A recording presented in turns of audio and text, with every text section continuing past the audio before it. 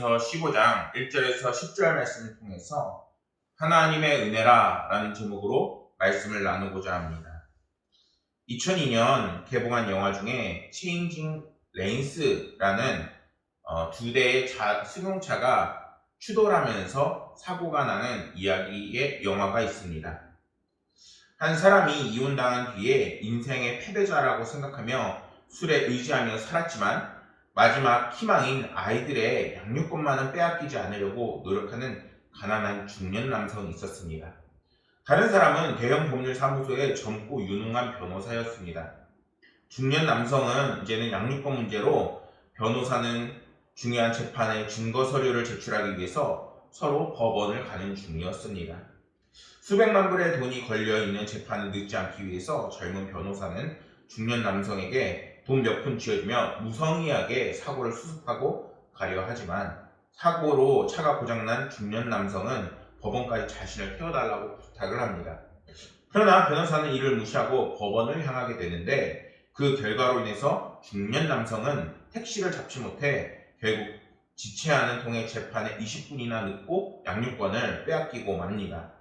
한편 변호사는 시간에 맞춰 도착했지만 재판에서 쓰일 아주 중요한 증거 서류가 없어진 것을 깨닫고 이제는 알고 보니 사고 현장에서 서류를 떨어뜨렸는데 우연히 중년 남자는 사고 현장에서 서류를 손에 넣게 됩니다. 그때부터 두 사람의 인생이 꼬이기 시작을 하는데 서로를 향해서 협박과 괴롭힘을 통해서 인생을 서로를 파괴하려고 합니다.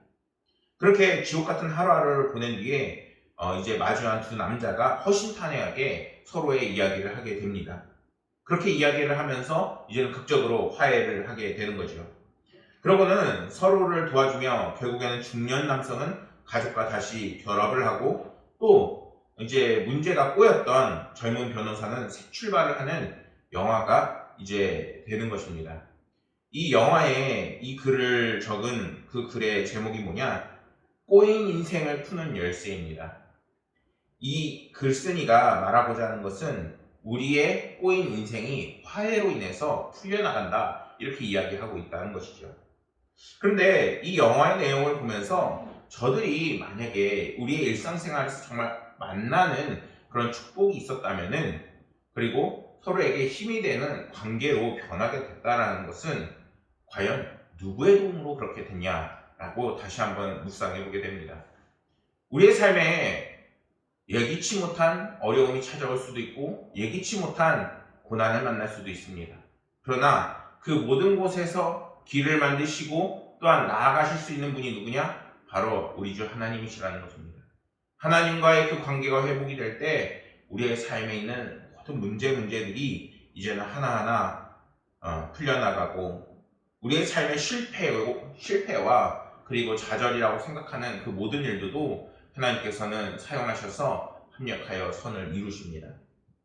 오늘 함께 나눈 본문 말씀에서도 사도 바울은 형제들아 내가 너희에게 전한 복음을 너희에게 알게 하노니 이렇게 말씀하며 시작하고 있는데 사도 바울은 자신이 얼마나 악했고 또한 자신의 전하는 그 복음이 하나님의 은혜로 인해서 얼마나 너희들에게 귀중하게 전해졌는지를 말씀하고 있습니다. 사도 바울은 자신이 알고 있는 복음의 핵심의 그 진리를 고린도 교회에 다시 한번 전하고 있습니다. 그렇다면 고린도 교인들에게 확고히 심고자 하는 복음의 그 진리는 무엇인가요? 바로 오늘 본문 3절과 4절에서 말씀하는 그리스도께서 우리의 죄를 위하여 죽으시고 장사 지내신 후에 사흘 만에 다시 살아나셨다는 예수 그리스도의 그 사랑의 복음인 것입니다. 그리스도께서는 우리의 죄를 위해서 십자가에 달려 죽으시고 무덤에서 사흘 만에 다시 살아나셨습니다. 복음은 문자적으로 해석하면 복을 가져다주는 좋은 소식입니다. 그러나 기독교에서 말하는 복음은 단순히 우리가 부유하게 살고 평탄한 삶을 살게 하고 세상적인 것만을 추구하는 이야기가 아닙니다. 물론 예수님을 믿고 복을 받아 행복하게 사는 것 역시 틀린 말은 아닙니다. 왜냐하면 하나님은 풍성하신 하나님이시고 부요하신 하나님이시기 때문에 우리의 삶을 돌보시고 인도하시기 때문입니다. 그런데 우리의 신앙이 오직 이러한 우리의 유익에만 맞춰져 있다면 진정한 하나님의 은혜를 모르는 것입니다.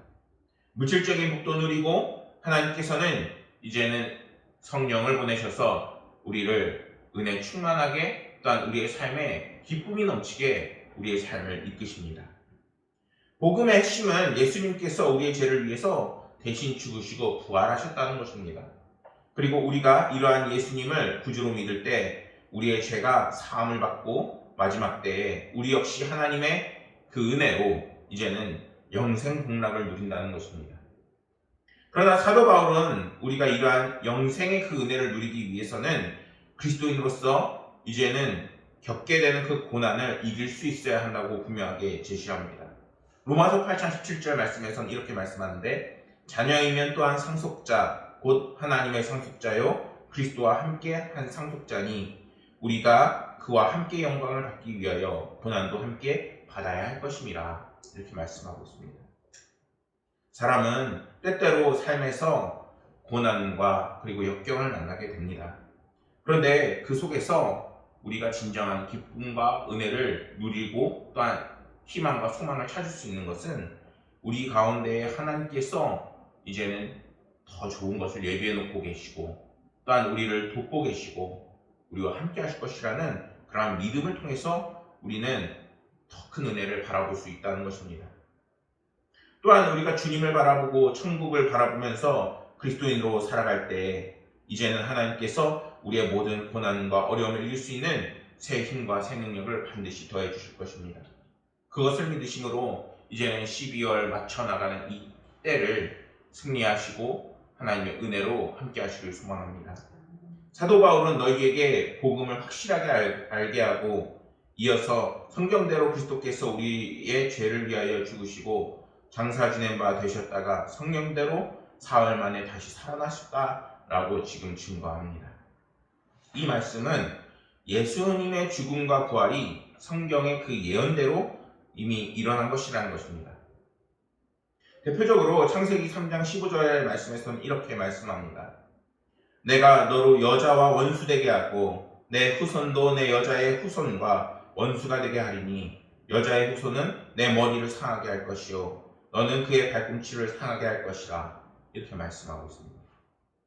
말씀에서 너는 사단의 후손으로 예수님의 발꿈치를 상하게 한다는 것은 예수님의 죽으심을 의미하고 머리를 상하게 한다는 것은 예수님의 부활을 통해 사망의 권세가 깨어질 것이라는 것을 말씀하고 있습니다. 이 외에도 성경에서는 호세아 6장 2절 말씀, 스가랴 12장 10절 말씀, 시편 16편 10절 말씀, 이사야 53장 말씀에서도 예수님의 고난과 죽으심을 자세하게 전합니다. 그렇다면 성경에서는 왜 이렇게 예수님의 죽음과 부활을 우리에게 계속해서 이렇게 전하고 있는 것일까요? 그것은 성경은 믿음이 없는 자들을 위해서 이제는 믿음이 연약한 우리를 위해서 예수님의 그 부활과 그 은혜가 진실이고 또한 우리의 삶 가운데 역사하시는 놀라운 은혜라는 것을 지금 우리에게 증거하고 있는 것입니다. 단순한 성경 속의 이야기가 아니라 이제는 이 사실을 알고 그것을 믿음으로 이제는 그 믿음으로 인해서 우리 역시 이 놀라운 예수 그리스도의 복음의 역사에 함께 참여할 수 있다는 것입니다. 우리의 삶에서 이 복음을 얼마나 기억할까요? 실제로 우리가 열심히 일을 하다 보면은 단지 오늘 예배드렸던 그 내용 또는 아니면은 내가 평상시에 기억하던 것조차 기억하지 못하는 것이 우리들의 삶입니다. 그만큼 우리의 삶은 너무나도 치열하고 경쟁적이고 또한 너무나도 바쁩니다. 그런데 분명한 것은 우리가 그렇게 치열한 삶 속에서도 믿음을 잃지 않아야 하는 것입니다. 왜 믿음을 잃지 않아야 되느냐? 하나님께서는 우리의 믿음을 보시고 이제는 오늘 복음의 그 말씀과 같이 때로는 영생으로, 때로는 죽음의 그 부활로, 때로는 하나님의 놀라운 성령의 충만함으로 우리에게 은혜를 더해 주실 것이기 때문인 것입니다. 성경은 계속해서 예수님께서 자신을 게바에게 보이시고 후에 12 제자에게 보이셨다라고 말씀합니다.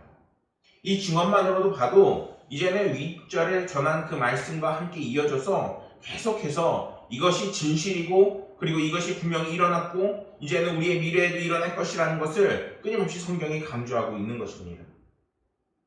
누가복음 24장 1절 말씀에 보면은 예수님의 그 부활을 이제는 가장 먼저 한 것은 예수님의 무덤을 찾아간 여인들이었습니다. 마태복음 28장 8절 말씀을 보면은 그 여인들 중에서 부활하신 예수님을 가장 먼저 만난 것은 바로 막달라 마리아였습니다. 그런데 지금 이 말씀에서 막달라 마리아를 비롯해 여인들을 제쳐두고 베드로를 가장 먼저 지금 언급하고 있습니다. 왜 그럴까요?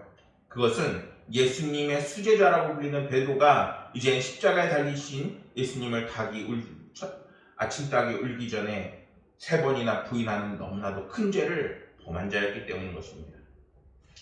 이 정도면 이미 제자로서도 정말 권리가 없고, 그리고 이제는 그가 예수님의 제자라고 말하는 것도 너무나도 부끄러운 일일 것입니다. 누가복음 24장 34절 말씀을 보면은 이렇게 말씀합니다. 말하기를 주께서 과연 살아나시고 시몬에게 보이셨다 하는지라. 주님은 베드로를 만나시고 제자를 만나시고 주님을 배반했다는 그 사실로 책망하거나 추궁하려고 그에게 찾아가신 것이 아닌가라는 것입니다. 오히려 그를 안심시키고 다시 이제는 일으켜 세워주시고 사도의 직분을 회복시켜 주시면서 이제는 내 양을 치라, 그리고 반석이 되게 하시는 베드로가 됩니다. 한마디로 지금 성경은 이 은혜를 전하기 위해서 베드로를 통해서 복음을 증거하고 있다는 것입니다. 그리고 8절 말씀에서 성경은 이렇게 말씀합니다. 맨 나중에 만석되지 못하여 난 자 같은 내게도 보이시느니라. 사도 바울같이 정말 기독교를 위해서 공헌하고 헌신한 그 사람이 지금 자신이 과거에 생각했던 하나님의 그 교인들을 핍박하고, 그리고 죄인 중에 괴수라고 말하는 자신의 그 모습을 생각하며 지금 이제는 하나님께서 말씀하시는 죽음과 부활과 예수 그리스도에 오시는 그 복음이 이제는 나를 변화시키고 이제는 우리들을 변화시키는 놀라운 힘이라고 분명하게 고백하고 있는 것입니다. 여러분, 오늘 말씀을 함께 나누는 이 성경은 지금 사도 바울이 작성하고 있는 말씀입니다. 그는 디모데전서 1장 13절 말씀에서 이렇게 고백합니다. 내가 전에는 비방자요 박해자요 폭행자였으나 도리어 긍휼을 입은 것은 내가 믿지 아니할 때에 알지 못하였고 행하였습니다. 그리고 디모데전서 1장 15절 말씀에서 방금 이야기했던 자신을 죄인 중에 괴수라고 전하고 있습니다. 이처럼 우리는 죄와 허물이 너무나도 많은 존재입니다. 그렇다면 이 죄와 허물을 스스로 없앨 수 없고 또한 해결할 수 없는 우리들은 무엇을 의지하고 어떤 은혜를 찾아야 할까요? 바로 예수 그리스도께서 우리 가운데 오셔서 우리의 모든 죄를 이제는 허무시고 하나님과의 그 화해와 용서의 그 메시지가 우리 가운데 왔음을 우리는 깨달아야 한다는 것입니다. 거기서부터 우리의 삶의 회복이 시작이 되는 거예요. 이것은 성경 말씀이 이제는 단순히 부활의 교리나 아니면 미래적인 것이 아니라 지금 당장 우리의 삶 가운데 일어나야 하는 회복의 그 첫 단추가 바로 이것이라는 것입니다. 때문에 우리의 삶 가운데 복음이 떠나지 않아야 하고 복음을 따르는 삶을 살아야 하고 복음을 붙잡는 삶이 되어야 하는 것입니다. 사랑하는 여러분, 이제는 하나님께서 주신 그 근본적인 은혜, 바로 예수 그리스도의 그 복음을 다시 한번 기억하시길 소망합니다. 그 은혜를 감사하고 또 우리의 삶에 드릴 때에 이제는 우리의 삶 가운데 놀라운 하나님의 은혜가 시작이 되는 것입니다. 그리스도의 표징이라는 글이 있습니다. 어떤 사람이 친구 초청으로 미국을 가게 됩니다. 그 친구는 이제는 초청한 친구가 그 비행기 타고 온 친구에게 이렇게 말씀합니다. 공항에서 개 그린 버스를 타라고. 그런데 친구 말대로 버스를 기다리는데 도무지 버스가 안 오는 거예요. 그래갖고 온종일 기다리는데 해가 질녘에 이제는 헐레벌떡 자신을 초대한 친구가 그 친구를 찾아서 공항으로 온 것입니다. 뭐라고 얘기했을까요? 도대체 개 그림 가는 버스가 어디 있어? 이렇게 그 친구한테 따져 묻습니다. 그러자 친구가 대답을 합니다. 개 그림 버스지 무슨 개 그림 가는 버스가 어딨어, 이렇게 이야기하는 것입니다. 무슨 말일까요? 바로 우리는 너무나도 쉽게 착각을 한다는 것입니다. 예수님은 우리에게 어떤 것으로 모시나요? 바로 너희는 한 갓나귀가 포대에 쌓여 구유에 누워 있는 것을 볼 때에 이것을 너희에게 주는 표징이다, 이렇게 성경은 말씀하고 있습니다. 우리는 주님을 제대로 알고 이제는 제대로 기다려야 합니다. 그래서 우리가 주님을 제대로 기다릴 때에 이제는 하나님의 은혜를 제대로 맛볼 수 있게 되는 것입니다. 오늘날 많은 사람들이 기독교에 대해서 색안경을 끼고 많은 안 좋은 이미지를 갖고 있습니다. 그런데 그것은 어떻게 보면은 하나님께서 보여주시는 진실한 은혜가 아닙니다. 하나님의 은혜는 어디 있나요? 바로 성경 속에 있고, 그리고 그 성경이 이제는 우리의 삶 가운데 성령을 통해서 역사하게 되는 것입니다. 사랑하는 여러분, 우리의 삶에 이제는 하나님의 그 복음과 그 은혜가 충만하게 들어와야 하는 것입니다. 그러기 위해서 어떻게 해야 되냐? 바로 예수 그리스도의 복음을 제대로 잘 알아야 하는 것입니다. 8절 말씀에서 성경은 사도 바울의 그 특징을 나타내는 두 개의 중요한 단어를 말씀합니다. 첫 번째는 맨 나중에 라는 단어입니다. 원문에 충실하게 해석하면은 모든 것 가운데 가장 낮은 것을 의미한 것입니다. 사도 바울이 이렇게 표현하는 것은 자신이 하나님께 사도로 임명을 받았지만, 이방인의 사도이지만 그가 사도로 임명받은 것은 주님이 십자가에 달려 돌아가시고 승천하고 난 다음이었습니다. 그만큼 사도들 중에서 가장 마지막이라는 것입니다. 그런데 두 번째로 만삭되지 못하여 난 자라고 자신을 그렇게 표현합니다. 무슨 의미일까요? 헬라어로는 에프트로마티라고 발음을 하는데 완전하게 형체를 갖추지 못한 미바륙이라는 뜻입니다. 이것은 사도 바울이 사람들 앞에 나설 만한 그런 인물이 아니었다라는 것입니다. 사실 어떻게 그가 사람들 앞에 나설 수 있었겠어요? 수대많은 돌로 쳐 죽이고 수많은 기독교인들을 끌고 가서 고난받게 하고 처형당하게 하고, 그런 그가 이제는 예수 그리스도의 그 은혜에 휘감겨 이제는 그 복음을 증거하지 않으면 안 되는 삶을 지금 살고 있는 것입니다. 어느 누가 그를 이방인의 사도라고 인정할 수 있을까요? 그런데 그를 인정하는 분이 누구시냐? 바로 하나님이시라는 것입니다. 그는 기독교 신학의 기초를 놓은 사람이었습니다. 그가 남긴 선교적 공헌을 보면은 그는 소아시아뿐만 아니라 유럽까지 가서 복음을 증거하고 교회를 세우고, 그리고 그 밑에서 정말 영적으로 깨어있는 사람이라 말하는 누가와 실라와 디모데와 디도 등 이름만 대면 알 수 있는 신앙의 인물들이 길러져 나오게 됩니다. 하나님께서 정말 자신을 핍박하고 자신을 이제는 인정하지 않던 그를 이제는 돌이켜서 쓰고 계시는 것을 우리는 성경을 통해서 볼 수 있다는 것입니다.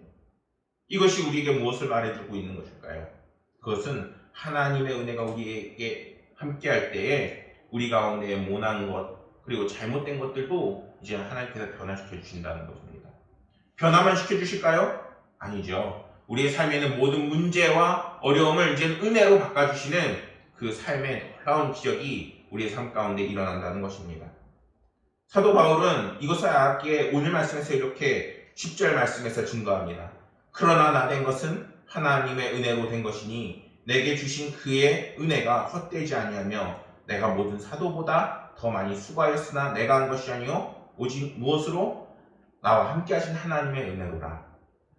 사랑하는 여러분, 지금까지도 정말 애쓰시고 열심히 살아오셨어요. 정말 힘을 내셨죠. 그런데 지금까지 온 것도 누구의 은혜입니까? 바로 하나님의 은혜로라. 그러한 고백이 우리 가운데에 남아있어야 하는 것입니다.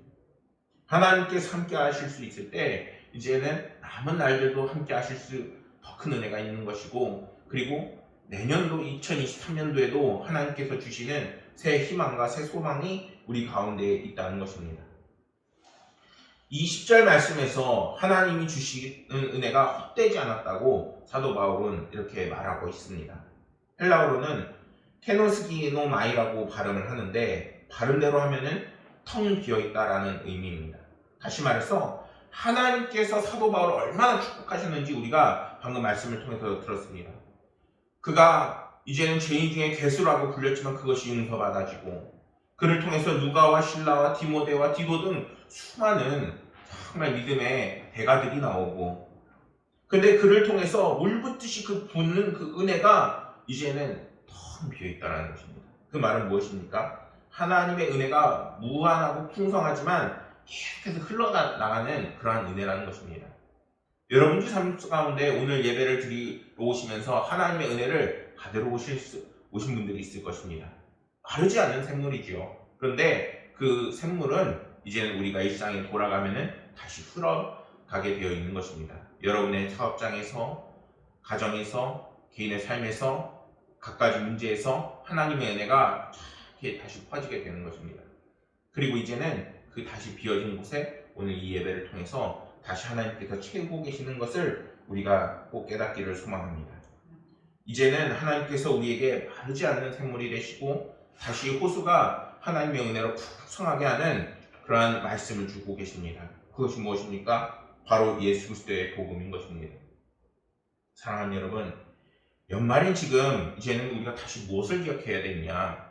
우리를 일어서게 하는 지팡이도 예수 그리스도요. 이제는 예수 그리스도의 복음이 우리에게 새 힘과 새 능력을 주시는 가장 큰 원동력이며, 이제는 그 복음을 의지할 때 우리에게 놀라운 기적이 일어난다는 것입니다. 이제는 성탄절이 다가오고 또한 연말이 다가옵니다. 그 모든 시간 속에서 이제는 우리의 힘과 능력으로 힘겹게 가는 것이 아니라 주님을 붙잡으심으로, 하나님의 은혜로, 그리고 예수 그리스도의 복음으로 새 힘과 새 능력을 얻으시는 저와 여러분들이 되기를 간절히 소망하겠습니다. 기도하시겠습니다.